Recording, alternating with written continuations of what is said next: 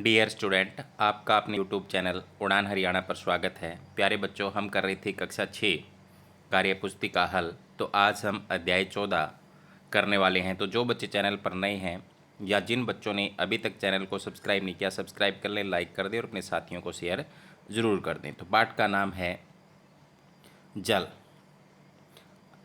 तो आप अपनी स्क्रीन पर देख सकते हैं, यहाँ पर एक चित्र दिखाया गया है। इस चित्र के अंदर यहाँ पर जो समुंदर, नदी और एक कुआं दिखाया गया जिससे कुछ लोग पानी निकाल रहे हैं। तो चित्र में दिखाई देने वाले जल स्रोतों के नाम लिखो। तो नदी आपको दिख रही है, कुएं और तालाब, ठीक है, ये आपको दिखाई दे रहे हैं। दूसरे जल स्रोतों के नाम लिखो जो चित्र में दिखाई नहीं दे रहे। तो आप चित्र में दिखाई नहीं दे रहे उनके नाम हैंडपंप, नहर, झील, झरने लिख सकते हो। आगे है प्रश्न नंबर 1। तुम अपने दैनिक जीवन में किन किन कामों में पानी का उपयोग करते हो? तो पीने में करते हैं, कपड़े धोने में, बर्तन साफ करने में, खाना बनाने में, नहाने में, सिंचाई में। आगे चलते हैं नेक्स्ट। इनके अलावा और कौन कौन से कार्य हैं जहां हम पानी का उपयोग करते हैं? तो विद्युत बनाने में यानी बिजली बनाने में, मछली पालन में इसका प्रयोग किया जाता है। कौन से ऐसे कार्य हैं जिन्हें तुम चाहो तो पानी का उपयोग कम कर पानी बचा सकते हैं? घर के गंदे पानी का बगीचे में प्रयोग करके, ब्रश करते समय, मुंह धोते समय नल खुला न रखें। आगे है तुम्हारी माँ कपड़े धोकर उन्हें सूखने के लिए धूप में डालती है, उस प्रक्रिया का नाम बताओ। तो कपड़ों को सूखने में मदद करती है। तो प्यारे बच्चों, वाष्पन से पानी उड़ जाता है, उस प्रक्रिया का क्या नाम है? वाष्पन। अपने आसपास कम से कम 3 और उदाहरण दो जहां तुम इस तरह की प्रक्रियाओं को देखते हो। समुद्र से नमक प्राप्त करने में, वर्षा के कुछ समय बाद पानी वाष्प बन उड़ जाता है। आगे है गतिविधि 2। पानी से भरा एक गिलास लो, उसमें बर्फ़ के कुछ टुकड़े डालो। कुछ देर बाद गिलास की बाहरी सतह पर जल की बूंदें दिखाई देने लगती हैं। तुम भी इस प्रयोग को करके देखो और बताओ। आप भी ऐसा प्रयोग कर सकते हैं। गिलास लो, गिलास के अंदर बर्फ़ डालो और आप देखोगे गिलास की बाहरी सतह है वो गीली हो जाती। क्यों? गिलास की बाहरी सतह पर बूंदें कहाँ से आई? सही पर निशान लगाओ। गिलास के अंदर का पानी बाहर आ गया क्या? बिल्कुल नहीं आया। तो ये तो क्या है? गलत है। वातावरण का पानी जमकर बूंदें बन गया। तो अभी हमने वाष्पन क्रिया का अध्ययन किया था, वाष्पन, जिसमें क्या है, पानी वाष्प बन के वायुमंडल में मिल जाता है। तो वही पानी क्या है, जब इस गिलास के संपर्क में आता है यहाँ पर, तो इसकी क्या बन जाती है? उस वाष्प की पानी की बूंदें बन जाती हैं छोटी छोटी और गिलास गीला हो जाता है।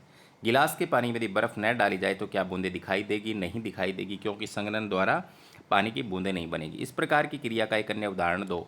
तो बादल संघनन प्रक्रिया द्वारा ही बनते हैं। जैसे गिलास के बाहर पानी जमा, उसी प्रकार से ऊपर जाकर जो जल वाष्प है वो ठंडी होती है और छोटी छोटी जल की बूंदें बनती है, उसे संघनन कहते हैं। आगे है गतिविधि 3। दिए गए जल चक्र के चित्र को देखो, नीचे दिए गए रेखा चित्र में खाली स्थानों को भरें। तो प्यारे बच्चों, आप देख रहे हो पौधों से वाष्पोत्सर्जन क्रिया हो रही है और समुद्र से पानी वाष्पन द्वारा उड़ रहा है और फिर बादल बन रहे हैं।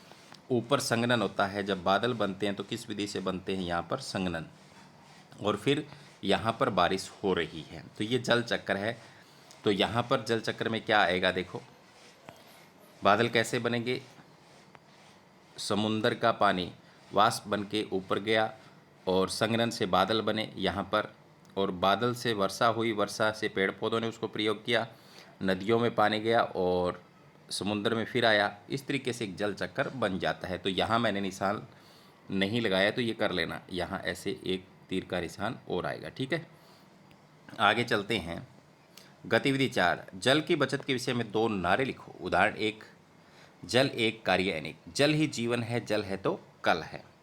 तुमने हैंडपंप या नलकूप तो देखा ही होगा, उनमें जो पानी आता है वो कहाँ से आता है? तो सीधी सी बात है, ज़मीन से। भूजल बोलते हैं उसको।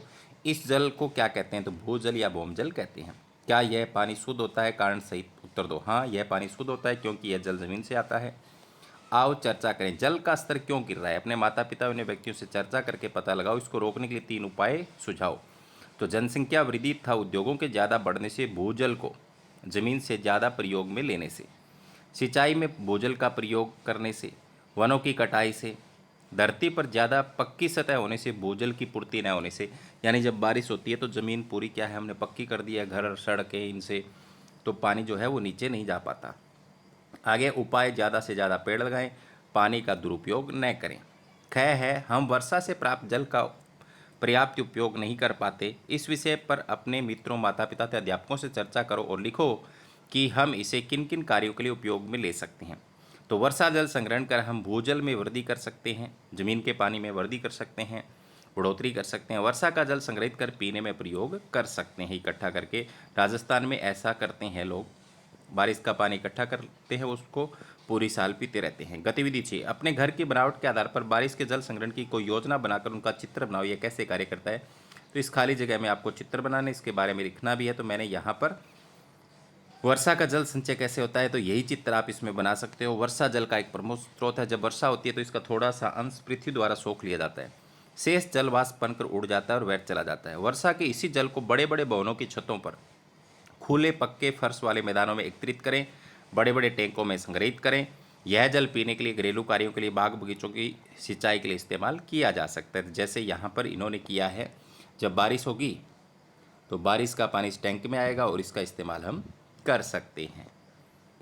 तो आगे चलते हैं। इसके बाद गतिविधि 7, आओ पता करें तुम्हारे स्कूल में पीने का पानी कहाँ से लाया जाता है, कैसे रखा जाता है। तो नहरों से पानी की टंकी में भरकर रखा जाता है। पीने का पानी साफ रहे, इसके लिए तुम और तुम्हारे साथी कौन सी 2 सावधानियां रखते हो? पीने के पानी में अपशिष्ट पदार्थ न बहाएं, घर में पानी को ढक कर रखें, रिक्त स्थानों की पूर्ति करें। समुद्र और महासागरों में बहुत से लवण घुले होते हैं जिससे जल खारा होता है। जल वाष्प संग्रहित होकर जल की छोटी छोटी बूंदें, जिन्हें जल कणिका कहते हैं, परिवर्तित हो जाता है। वायु में वाष्पन और वाष्पोत्सर्जन से जल वाष्प मिलती रहती है, बिल्कुल सही बात है। भारी वर्षा से नदियों, झीलों, तालाबों और कुओं में जल का स्तर बढ़ जाता है। अगर भारी वर्षा होगी तो काफ़ी समय तक वर्षा न होने से तालाबों और कुओं में जल का स्तर घट जाता है। महासागरों तथा जलीय भागों के बीच जल के चक्रण को क्या कहते हैं? तो जल चक्र कहते हैं। तो ये था अध्याय 1। अध्याय जो कौन सा है, 1 मिनट मैं भूल गया इसका, 14, सॉरी याद आ गया, 14 कर रहे थे हम, जल। तो आज की क्लास यहीं पर समाप्त होती है। उम्मीद करता हूँ कि आपको समझ में आया होगा। धन्यवाद।